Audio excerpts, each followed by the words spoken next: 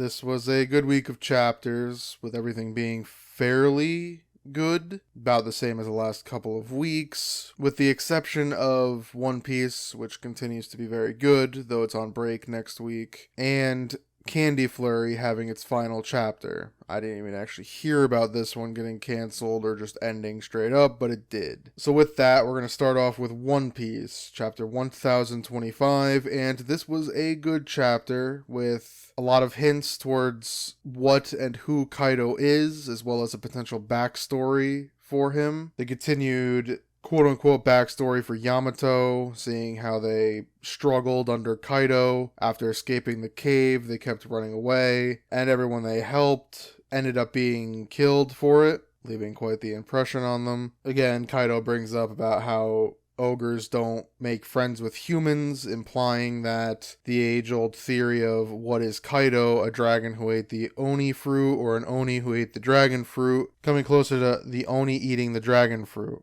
So maybe we'll get some more backstory on how Kaido even arrived here, and if there is an Oni tribe. I mean, there are giants, so I'm assuming there's an Oni tribe as well. I won't be surprised if that is the case. The other major thing was Momo and Luffy destroying pretty much most of Onigashima because Momo's still afraid of heights, despite the fact that now he's an enormous dragon, showing off how unimpressive he's going to be and quite the disappointment compared to Odin, especially when it's revealed that he'll look exactly like Odin. We see everyone's reaction to Momo blasting through most of the castle before finally we see the new standoff between Kaido and Luffy on top of Momo. So this next fight should be interesting. Round 2 of Luffy versus Kaido, with Momo and Yamato standing on Luffy's side. I don't know how it's going to unfold, because I don't think Momo's going to be much help. I could see Momo trying to help, end up getting hit and then changing back, and again, Kaido getting distracted by that. But at this point, he does seem hell-bent on killing both Yamato and Luffy. So I'm assuming Luffy will bring out another powerful form to go head-to-head with Kaido. Also, Luffy had his big moment of saying he will be the king of the pirates to Kaido. So we can tell this is probably the final round. It's looking more and more likely that maybe Onigashima doesn't break apart like I had initially thought. With that, I guess a theory that I've heard from people is that Momo will end up holding Onigashima up after he tries to drop it, which at this point is looking more and more likely, adding to a level of prestige being granted towards Momo, even though he himself can't fight worth of anything. That'll end up making him a hero in the eyes of most of the Wano people, and he'll more or less he was always going to be ruler, that was never in doubt. But now he'll end up getting the love and affection of its people, being now its new guardian deity, allowing them to love dragons again, instead of hating them under Kaido's rule. So, that was the chapter. I would give this chapter a B. I thought the Yamato and Kaido battle continuing was good, seeing how outclassed Yamato was. I thought the funny team-up of Momo and Luffy was also very entertaining, seeing how they continue to bounce off of each other, with Momo being a complete coward and Luffy having no time for it. Unfortunately, he has to use Momo to get back up to Onigashima, so he has to deal with it. So I thought that was all very funny. And then the final standoff between Kaido and Luffy, with Momo and Yamato by his side, was also good, leading to what's most likely going to be a big 3-on-1 fight with Kaido before eventually Kaido gets slammed through the ceiling of Onigashima and onto the performance floor, where everyone will see that Luffy had defeated Kaido. I'm still not sure if this is the pure ending of this arc, but that's probably what's gonna happen. So now we're on to Black Clover, chapter 305, and this was a good chapter, showing the fight between Yuno and Langris versus Zenon, as Langris now has to hold off Zenon so that Yuno can get enough magical energy to finish off Zenon. We see that Langris is able to use Mana Zone and is able to hold his own for a little bit within Zenon's super spatial magic field that negates most magic. We learn a little bit more about Langris, seeing how he never wants to lose, and he finally acknowledges that Yuno is vice captain of the Golden Dawn. However, he hates to lose, and after Zenon finally powers through his spatial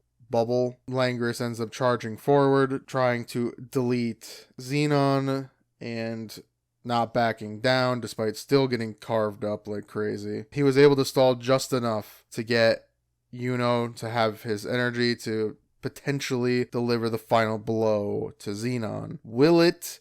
Probably not. Out of the Dark Triad, Xenon always seemed the strongest of the three, though they try to present Dante as the strongest at first, but from what it looks like, it's actually Xenon. So with that being how it is, I can't imagine him losing so easily, especially with no backup from the others. It took most of the allied forces to take down Magna Cula and Vanica. Admittedly, it was mostly Magna Cula, but still, it did take a lot to take down Dante as well. Actually, no, it didn't. Dante was just defeated by Magna, which I guess it still was quite a bit. It needed an extreme amount of power from Magna, a 6-month worth of power, and then even if anything, it was his own power that destroyed Dante. So the Xenon fight, I don't know if it's going to go down that easily, but even so, I still don't think they win, because I think the tree is about to open up as soon as this fight with Xenon finishes. So overall, I'd give this chapter a B. I thought it was good, seeing the just full fight between Langris and Yuno versus Xenon was good, and seeing the resolve of Langris was good. His resolve was important, gives him an extra layer to his character that we didn't previously have, outside of he was very stubborn and hated those beneath him. So now there's at least another level of his refusal to lose, so to speak. Now we're on to Undead Unluck Chapter 78, and this was a good chapter with the quote-unquote conclusion, I guess, to Top's backstory, quote-unquote, because we get to see the finishing touches of how his power is going to go. Once he's armored up, he starts blasting forward at seemingly full speed as Chikara keeps Creed in place, not allowing him to move. Creed decides to blow up the entire base so that there is no blind side for Top to get to. The whole place is coming apart. Everyone who's on other fighting fronts are feeling the bomb effect of Creed, but we see that he travels all across the world, and we see the final flashback where Chikara encourages Top to go all out because Chikara will stop him and grow stronger, with Top specifically. And so Top then believes in Chikara and goes at his top speed, blasting forward and destroying Creed's equipment. This was a big moment for them, as it seemed as though things weren't looking good against Creed, but with his equipment destroyed, now the tables have turned. So we'll see if they can actually pull off the victory next week. So with that being said, I don't know how this fight's going to end up. Creed seems like a very crafty individual, so I can't imagine this was all he had. So once Chikara is able to kind of fall asleep a little bit, I guess, and Creed versus Top happens, it'll be interesting to see if Creed can get the upper hand or not. With us learning basically all of Top's backstory and character, we have now learned about Top, Andy, Fuko, Shen, Chikara. That's about it, I think. We still got a couple of members we don't really know anything about. Juiz, we've learned bits and pieces, but there's still a large chunk missing. Nico, we know nothing about, and the other two, we just don't know. So maybe we'll get some arcs for them soon, so we get to learn about them, or they stay relatively irrelevant. Overall, I'd give it a B. I thought it was good, with the conclusion to Top and Chikara's little bonding moment / arc, as well as a potential turning point in the Creed versus Top and Chikara. What'll happen next? It's a mystery. I'm not sure how it'll go, if Creed will bounce back immediately, showing how veteranized he is in terms of fighting, or if Chikara and Top, now with the advantage, take him out full stop and can help the others if necessary. We will see, as the other fronts look like they're about to begin their battles as well, with Creed no longer destroying everything. Now we're on to Mashle, Magic and Muscles, Chapter 77, and this was a good chapter, giving us the conclusion to Otor and Mash's battle, showing that Otor was able to counter Mash's heel kick, but no matter what each other did, they couldn't quite get ahead of each other. One of the other Divine Visionaries comes in to explain the plot of the next arc, which is that Mash has been selected to go on to the finals, which is a competition, a magic competition between 3 of the top schools. I think it might either be the only 3 schools there are, or it's just the 3 top schools. The other Divine Visionary is Renatus Rival, the Immortal Cane, and he seems to have some sort of necromancy ability, or at least ability to spawn giant monster things, as I would assume. He explains how it's going to go, the 3 schools that are going to go to pick the next Divine Visionary. Mash has been chosen to change things, and it's believed that the evil, quote-unquote, school is going to send in one of Innocent Zero's children, meaning that Mash might be the only person that's able to actually defeat this individual. Also, the final prize is some very fancy wand known as the Wand of Beginnings, and they want Mash to protect it, but the info dump nearly kills him. They continue to explain, and Mash is starting to really have a problem with it, before finally getting the mission of pass the exam and he will be the next Divine Visionary. Otor seems to be fine with this because the enemy that Mash will be facing is seemingly someone Otor dislikes from the expression he gives. So that'll be very interesting to see how that'll work out in the end, with Otor either hating this individual and wanting both Mash and Domina being killed, maybe. Otor wants them both to kill each other, or I don't know. Maybe he's thinking that Domina is able to destroy Mash without Otor having to get any blood on his hands, perhaps. Who knows? However, it looks like a bunch of the Divine Visionaries are on Mash's side from this point, and we find out that they had plans to ask the second school to have their candidates help Mash in order to make sure everything's fine. One of their candidates for this year was a candidate when Rain was being in this competition, thus he's very strong. However, we find on the last page that Domina killed them all already and was not very impressed. So this individual is extremely powerful, and I'm curious to see if Mash is able to win or not. Overall, I'd give this chapter a B. I thought it was good, with Mash and Otor's battle coming to an end and the plot moving forward. I half hope the Servant Beast follows Mash around now, because I think that'd be really funny in the long term. Having Mash with a small companion just seems like a nice fit, because, I mean, Mash is silly, and having a constant straight man next to him would be a good use of Mash's comedic chops. But with this next arc, it looks like another battle arc for Mash. I think that's a good use of how this story is going, though I would like a few more segments of nonsense. But having the story continue to speed along is good. Maybe we'll get to flesh out some of the Divine Visionaries, as well as some of the candidates from the other schools, maybe even learning something from them. Who knows? So now we're on to Sakamoto Days, chapter 38, and this was another good chapter. However, Wu-Tang is just leaving.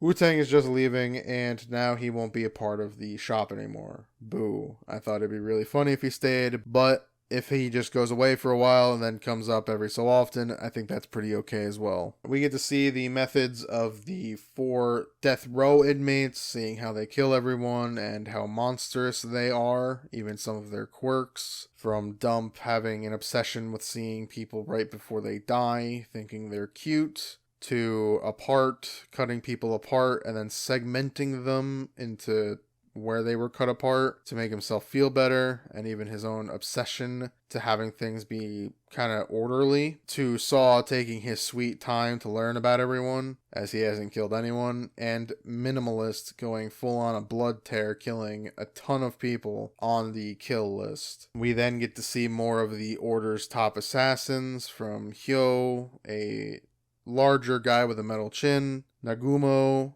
the Order member who warned Sakamoto and is able to kind of disguise himself as different people, Shishiba and Osaragi, the 2 that were in the last arc. We get to see them discussing what to do about the death row inmates, though none of them are really particularly bothered by them, when a fly comes in through the window of the more or less limousine they're driving, or Osaragi is. When the fly comes in and their old man in the car ends up cutting the roof off of the car because he heard the fly, showing that this old man, Takamura, is quite the monster. So there's not much to worry about with the death row inmates, though you never know, as we then see that Sakamoto and crew were getting some information on the death row inmates, only for Sakamoto to have fallen asleep.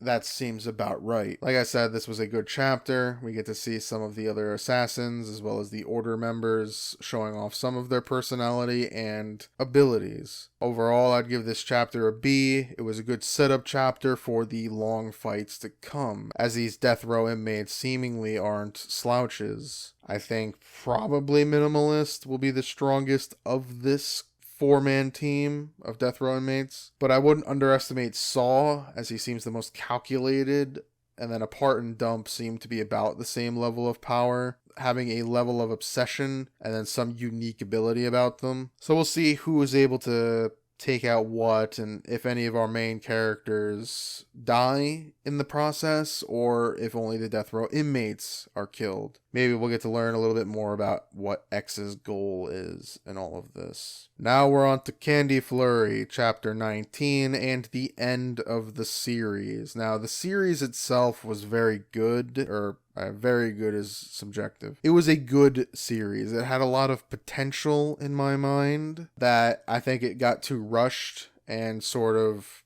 floundered. It was an abstract idea from the beginning. Having Candy being superpowers is bizarre enough as it is. It was unique, but it didn't quite make the impact I think they had intended. So the final chapter was just the final battle between the main character and the main villain, with the main character's friends that we've met so far helping her in defeating the lollipop user that destroyed Tokyo. With him defeated, and the research that was done by the candy company being now both public and able to help others, the Rossetti is able to provide more security and safety, and people no longer have to fear sweets anymore. It's pretty much how this ends. However, there seemingly are still powerful sweet users out there, and thus the main character who has fully joined Rossetti now has a quest to take them down to make sure people continue to love sweets just as she does.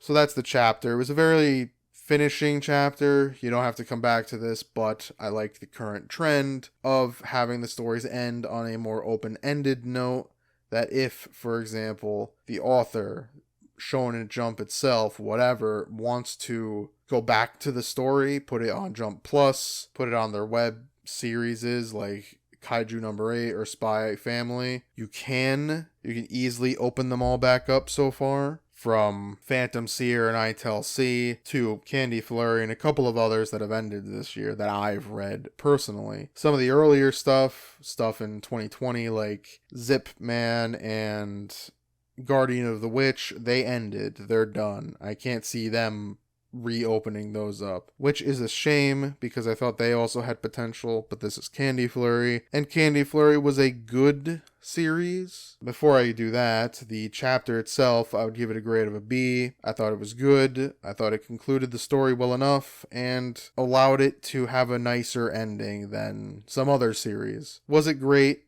Yeah, it was fine. It was good. And a good way to end a relatively interesting but albeit underwhelming series. As for the series as a whole, I thought it was good, not great. I think there were some fun ideas and interesting concepts, but none of them were fully realized, as some of the characters were flat, but the humor was fairly zany. I think this arc, if it had continued on a more proper path, maybe having the characters lose, whatever, I think there was an interesting story to be told. However, it didn't get to that part. It had to end early, and thus it just ended. And so the series as a whole, I'd give it a C+. I thought it was good, but it didn't get to where it could have went. Its potential didn't quite get there at any point, so it ended up falling quite a bit short. So now we're on to the Hunters Guild Red Hood, Chapter 10, and this was another fun chapter of Velo explaining his plan and what to do with it, which is basically that they have to evade their capture and disrupt their supply line of new handcuffs for the 2 hours. Basically, those who are captured early aren't out of the fight yet. It's information gathering. They can be saved later as long as everyone is out of the jail cell before the 2 hours are up.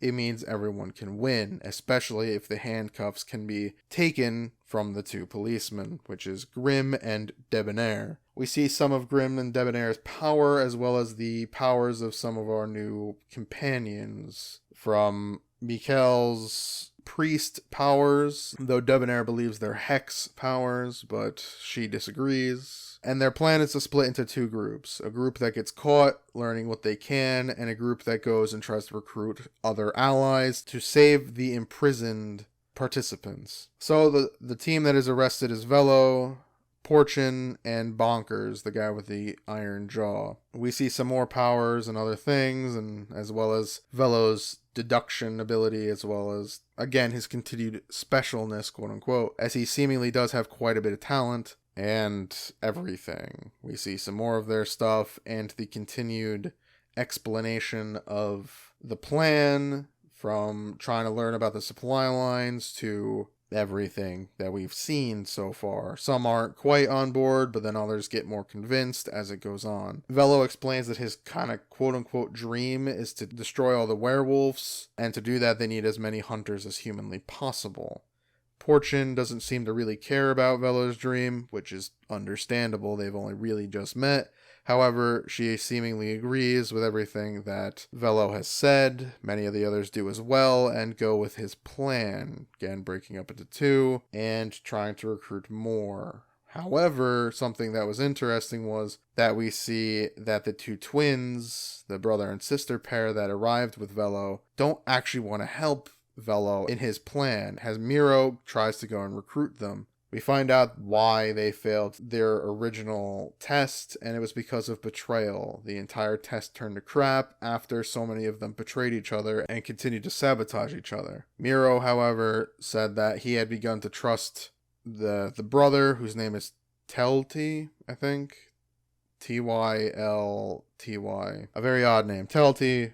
However, if he trusts him or not, it's up to him. Miro and the crew leave the brother and sister pair and continue to look for new allies. They end up walking through a hallway, and somehow Velo was able to grow green moss. Maybe it was another one of the people's powers. I'm not quite sure. I think it might have been, now that I'm looking at it again. One of the new characters' power seemingly was able to erode Debonair's belt buckle, so maybe they gave Velo 2 color choices of mold to inform Miro and co what the correct answer was. Green, as they said here, for the staff replace Debonair and Grimm's handcuffs, or maybe red if they didn't. So they learned more information, and their plan is going according to plan. Their plan is going right so far. It'll be interesting to see how far their plan goes and if they continue to trust each other. At this point, Velo's kind of innocence makes you think that there is no underhanded tactics, though I wouldn't be surprised if there was from some of the others, though it looks like each one has a reason for doing what they're doing. So I'm interested in seeing where it goes. Overall, I give this chapter a B. I thought it was good. Seeing the continued plan that Velo had put together, as well as seeing the other characters do that plan, I thought it was good, and I enjoyed it immensely. I think this series has a lot of potential, and it looks like it might continue to have good momentum. I'll end up being able to sort of tell whenever it has its first volume release, maybe. Hopefully it gets further than that, but we'll end up having to see. That's all the chapters. You got the few stragglers. Jujutsu Kaisen was good. It continued its culling game story arc. Nero was good. That one I hope lasts a long time. It has a lot of potential. The Elusive Samurai was good. It just finished its Gaining Allies arc/mission. And Blue Box was good, as we get to see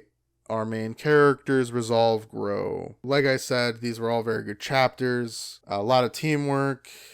especially from One Piece, Black Clover, Undead Unluck, the Hunters Guild. Then you had a bunch of ridiculousness from Mashle and Candy Flurry and Sakamoto Days. So it was a good week overall. At some point, I'm expecting some of these to pick up a little bit, something massive to be revealed. Maybe it's because I'm reviewing them, maybe they don't feel that way, I'm not sure. But so far they've all been cruising, which is good to have, but I think something has to pop before it gets a little too stale. Also, before I forget, next week's chapters seem to be coming out early. I think about Friday or something like that. So I'll end up pretty much posting the next one probably Sunday, whenever. It would be like 3 days after. So there'll be probably another one relatively quickly. So yeah, that's always fun. Just thought to mention it, that it'll be coming out, that the next set of chapters are coming out early. So another one of these will probably be coming out early. So if you enjoyed this video, please leave a like. And as always, thank you for watching.